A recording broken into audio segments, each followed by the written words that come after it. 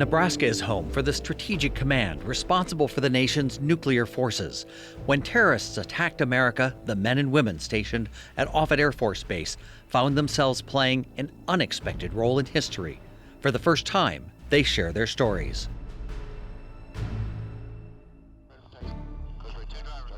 On September 11, 2001, America was fully prepared to go to war, but not against the enemy, you might think. That day marked the final phase of a massive military exercise, a fictional war game, and the nation's nuclear weapons were being prepared to respond to an attack. And we were playing a scenario against a fictional adversary who was, we presumed, preparing to attack us. The command's responsibility in general was the command and control of all the nation's strategic forces in support of the president. You're playing with a lot of the elements of what would ultimately would be the nuclear command and control system in support of a national emergency. The war game came to life at Offutt Air Force Base, just south of Omaha, Nebraska. Offutt is the headquarters for the United States Strategic Command. STRATCOM is the military shorthand. For decades, officers and airmen rehearsed for a very traditional, very specific type of attack against America, an enemy nation launching missiles or bombers across our borders. The missiles, the bombers, the tankers, the ICBMs, all the command and control assets, it's massive, okay? And it's just like a football team. You're no better than you are if you go out and practice. It's the same thing with these war plans. In western Nebraska and Wyoming, crews in underground missile silos knew they might be called on to launch atomic weapons. Navy submarines based on both coasts waited for coded orders from the president, dictated by STRATCOM.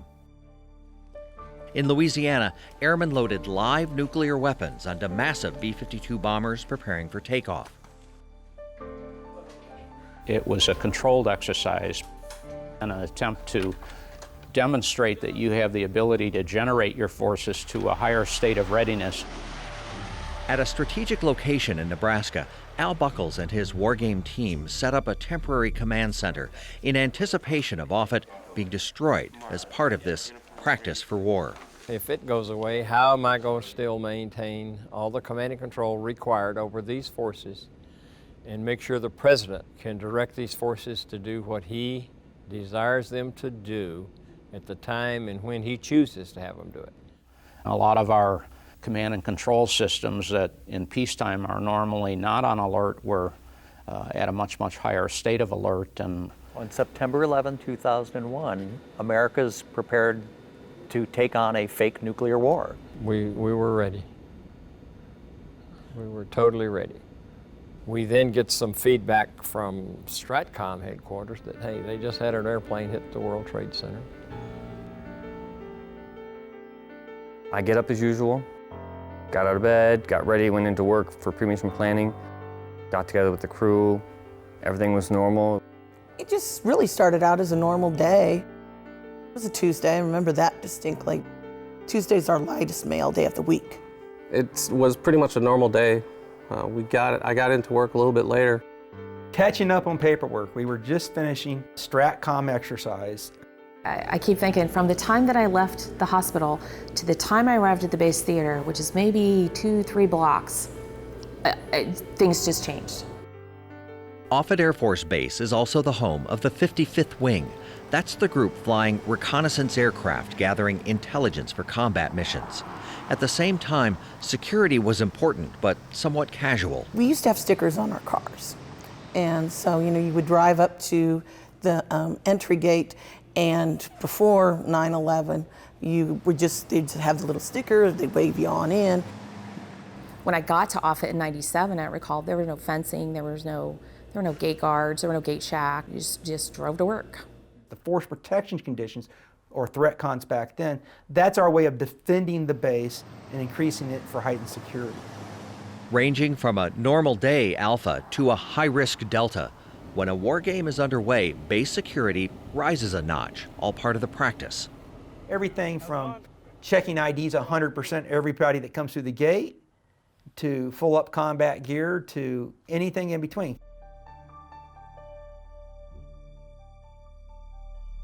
I had agreed to host a group of people who were participating in a golf tournament that Warren Buffett had sponsored.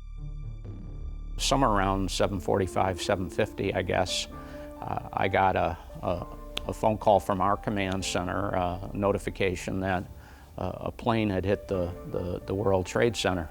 I had a big cup of coffee. I was sitting there checking the system, and I remember we had the TV on CNN, and the news story came on. We have unconfirmed reports this morning that a plane has crashed into one of the towers of the World Trade Center. The CNN Center right now is just beginning to work on this story. And kind of went, well, that's odd. Clearly something relatively devastating happening this morning there. It was not a little plane. And that's when we knew something very bad had happened. Something doesn't feel right. Call the boss and let him know, the general, and let him know that something just happened. He might want to turn on the news. One of the towers there, we are efforting more information on this subject. And when I saw it happening, because I had family in New York City, it hit home, and I started trying to get a hold of my brother who was living in Midtown Manhattan. The general said, "This isn't right.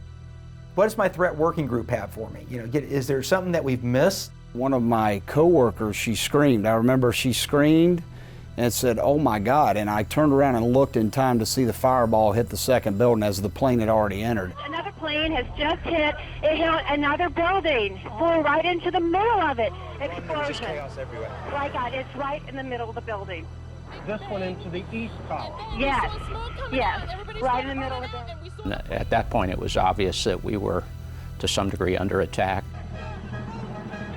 This was not an accident, and so I immediately proceeded to the command center.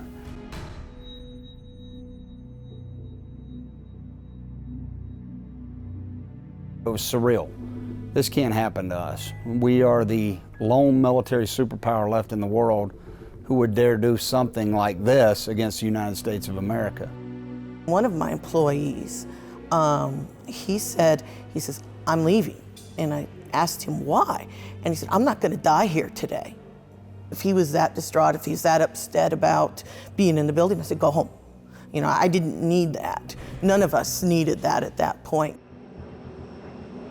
We positioned at Andrews Air Force Base, Washington, D.C. the night before, on September 10th. As part of the war game, one essential aircraft is repositioned from Nebraska to the East Coast.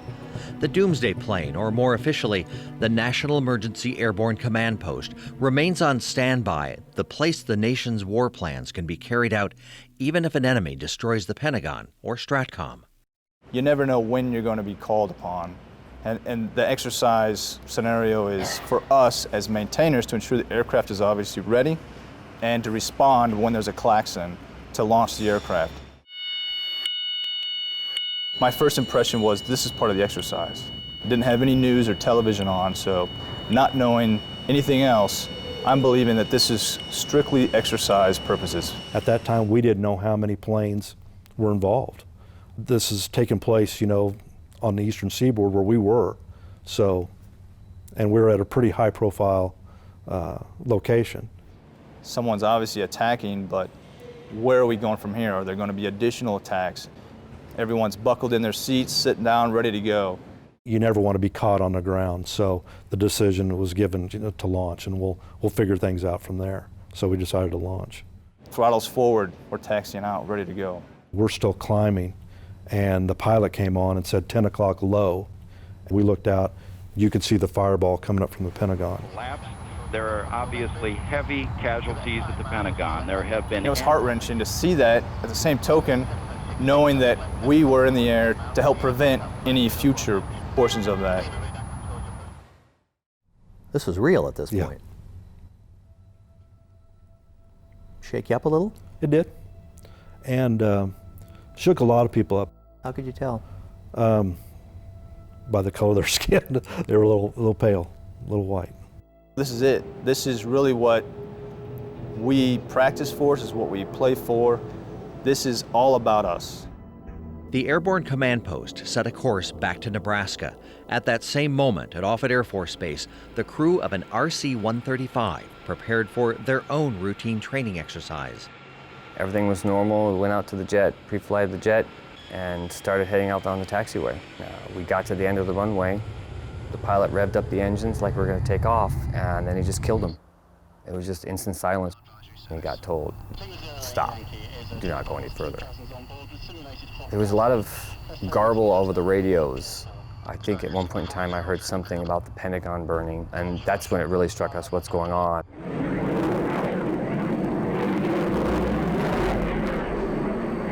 "30 minutes into, after the second airplane hit, it was just total chaos. At the temporary command post, Al Buckles and the War Games team no longer played any games. From their listening post, they monitored the military decision-making, the radio traffic tracking fighter jets dispatched by NORAD, the North American Air Defense Command, searching for more hijacked airliners. It's just a real Wild West thing going on here for a couple of hours. The NORAD people are scrambling their fighters to try to intercept, but who are you intercepting? There weren't clear rules of engagement or planes in position or ways that you could confirm with great certainty that a given airliner was hijacked. In all your years of putting together fake warfare exercises, had the discussion of shooting down civilians ever been part of the exercise? Never, because our air defenses were set up to keep a guy from penetrating the U.S. In other words, we saw them coming in from the outside. What you have now, they're inside the U.S. and you don't know who they are because they're just mixed in with all the rest of your traffic. Ordered all aircraft currently in the air over the United States to land. I give great credit to the North American Air Defense Command, and particularly the FAA, and their ability to ultimately deal with a situation that was totally unconventional and had not been rehearsed, exercised, or anticipated. During a visit to Florida, President Bush maintains contact with his military advisors, in part by way of satellite receivers maintained at Offutt Air Force Base. We didn't know where they were going. We had talked to the White House Situation Office. We had recommended that if they wanted to, they could route the president to Offutt. For safe refueling, the president's security team ordered a landing at Barksdale Air Force Base, the Stratcom facility in Louisiana. The latest word we have now is the president has touched down at Shreveport, Louisiana, and it is apparently from there that we will hear whatever he has to say. Barksdale is the home of a fleet of massive B-52 bombers.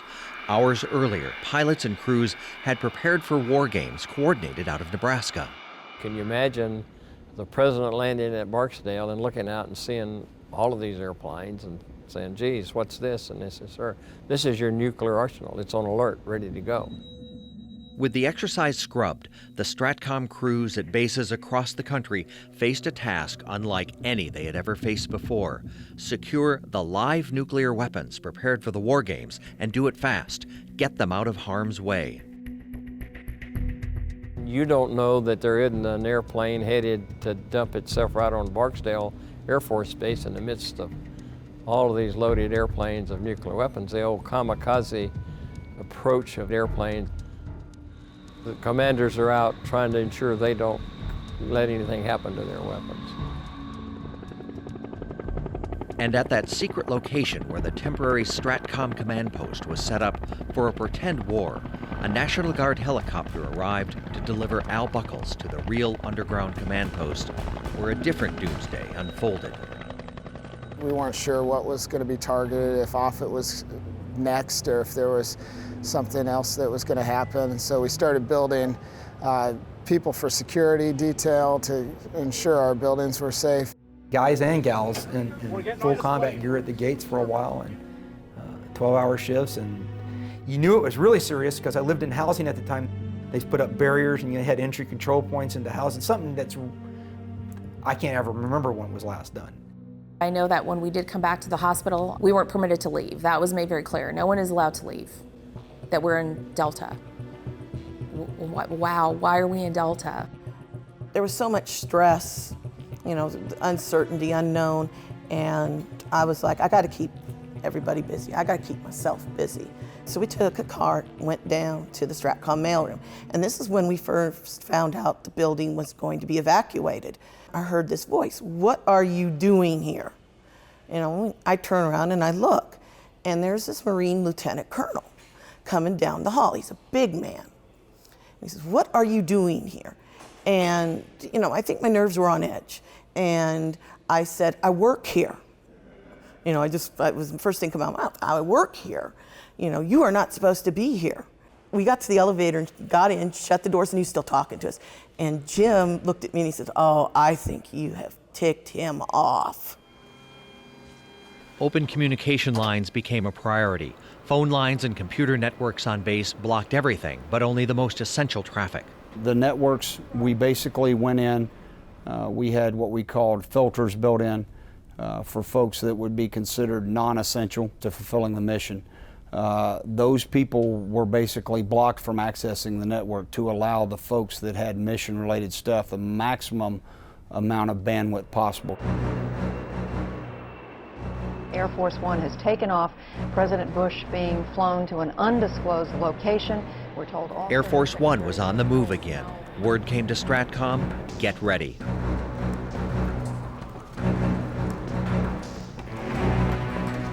We learned about a half hour out that the president was going to come to Offutt. It was a logical place for the president to come if the Secret Service was not willing to let him go back to Washington at the time. President Bush is coming, and they'll be here in X amount of time, and we need to implement our reception plan. We didn't know at the time how long he was going to stay, and so we basically coordinated with the wing commander at Offutt to secure one whole area for them to stay overnight if necessary, and so there were pretty wide-scale preparations going on. His number one thing is to be visible to the people of the United States. And that's what you've got to make sure that he maintains that statute. We secured all communications, even things as innocent as someone calling their spouse on a cell phone or an email. You know, people can intercept that very easily.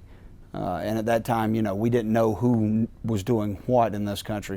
I left the command center with my driver to go out and meet the aircraft. You have to appreciate there wasn't going to be a lot of pomp and ceremony. You're kind of awestruck by the fact that, one, the presidential plane is, you know, here, it's taxiing in and it's parking right next to us. We had to keep focus on what we were doing. We needed to ensure that we continued doing our job, and by doing that, we were ensuring the safety of whether it be the president or, you know, the people of the United States. I picked up the president. I basically briefed him on what I knew and updated him.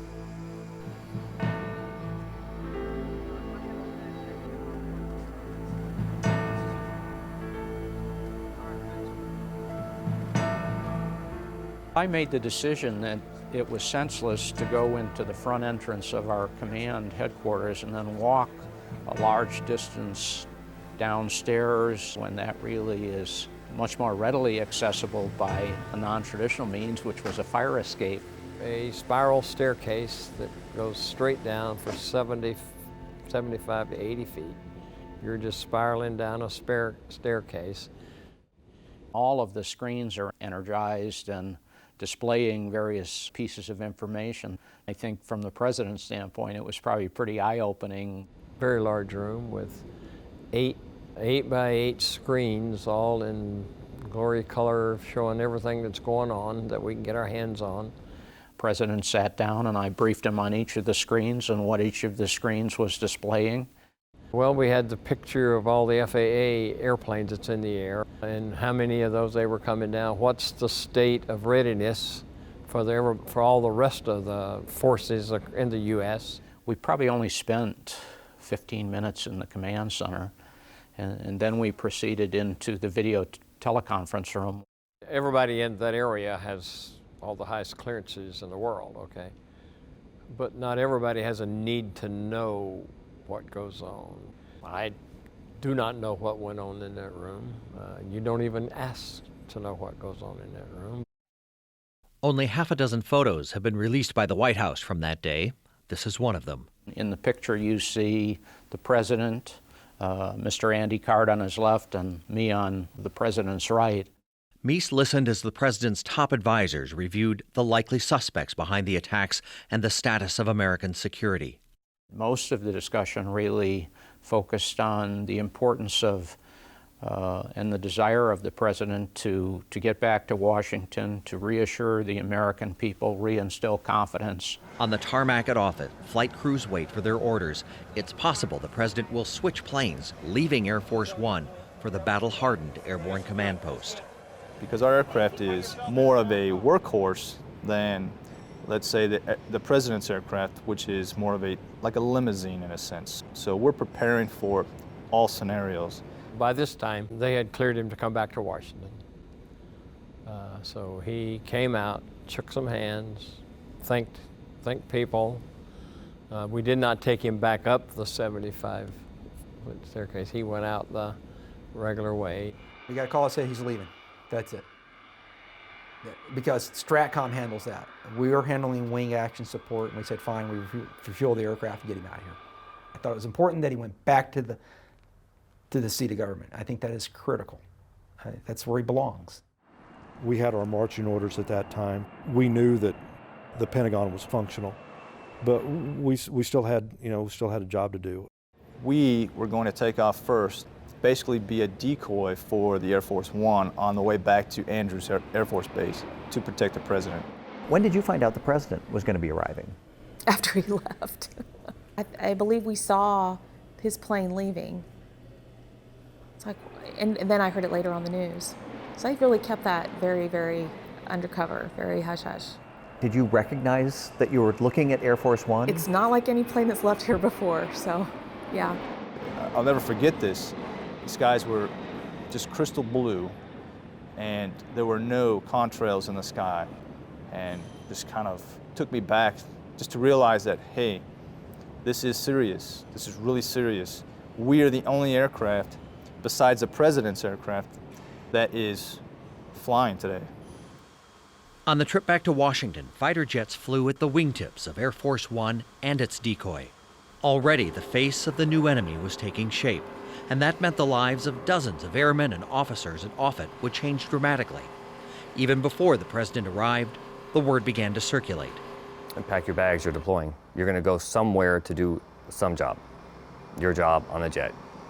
Yeah, we're most likely going to retaliate, and we need to be ready to go. Basically all hands on deck type of situation. We didn't know the extent that we would be deployed, where we would be going. I had no clue. I didn't know if I needed to pack warm weather gear, cold weather gear. I didn't know if I needed to pack desert flight suits or green flight suits. I didn't know if I needed any kind of chem gear. I didn't know what I needed. I just packed multiple bags just in case. When we were getting ready to do this huge training scenario that involved this just unlimited amount of money and all these people, and here, a handful of terrorists spending a few dollars on flight lessons and airline tickets, did this much damage. We thought that was kind of ironic. Now it's our turn. And we're going to get out a bigger hammer. If it doesn't work, get a bigger hammer and hit it. Well, that's the way I thought. Let's get a bigger hammer and sit them back. Before 2001, I don't think anybody had thought that we'd be fighting something this caliber, this broad, I'd say, where normally you have a structure, and this absolutely has no structure. It was such a mess, if you want to say, in the beginning, but adapt and overcome. I'd always expected to get up one day and have the war start where somebody shot a missile at us and we shot missiles back and we launched airplanes and we fought a traditional war, Who'd ever thought this? They changed the rules on you. Yeah. They didn't change the rules so much that you didn't have a winning strategy. It certainly didn't work perfectly, but under the circumstances that it was a crisis that you had never, ever prepared for or practiced or rehearsed. Air Force One, Offutt Tower, runway 12. It certainly, in some ways, worked far, far better than you might have anticipated. A new era of war had just begun. The 55th Wing at Offutt got the call. Their crews helped collect and analyze the information that combat units would need on the ground in Afghanistan and covert operations against terrorists in places no one can talk about.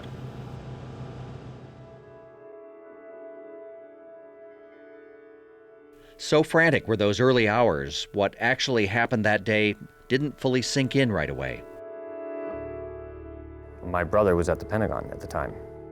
My brother was crossing the Brooklyn Bridge, turning the corner near the World Trade Center. The first plane hit.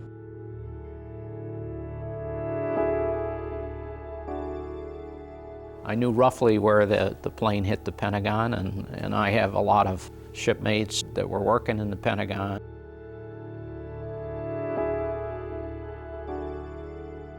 My son was stationed in the Pentagon. I am talking to the Pentagon almost routinely. His mom got a hold of him, but I never talked to him for about 2 days. You just assume your son's okay because you know they've got processes and stuff there, and not much you can do about it at that point. It was very, very difficult to watch that going on and not knowing if he was safe.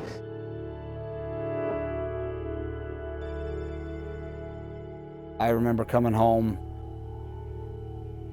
drained, emotionally, mentally, you know, from the strain of the day, even wore on you some physically. But I remember walking in, she gave me a kiss and a hug, said, "Are you all right?" And I remember picking up my son and a very, very long hug with him, and still thinking about those thousands of people that they would never get to do that again. We've got a lot of young people now. All the people that I've worked with back then are now getting ready to retire. It's a whole different breed now. All they know is 9/11. They don't know much of what happened before. So for them, this is the norm. What was the most important contribution was maintaining the assurance that the president could always use these forces as he needed to use these forces, and providing an assurance to the nation, okay, that hey, you know, we're ready to go. This ain't the thing that's going to take away what you value out of life every day.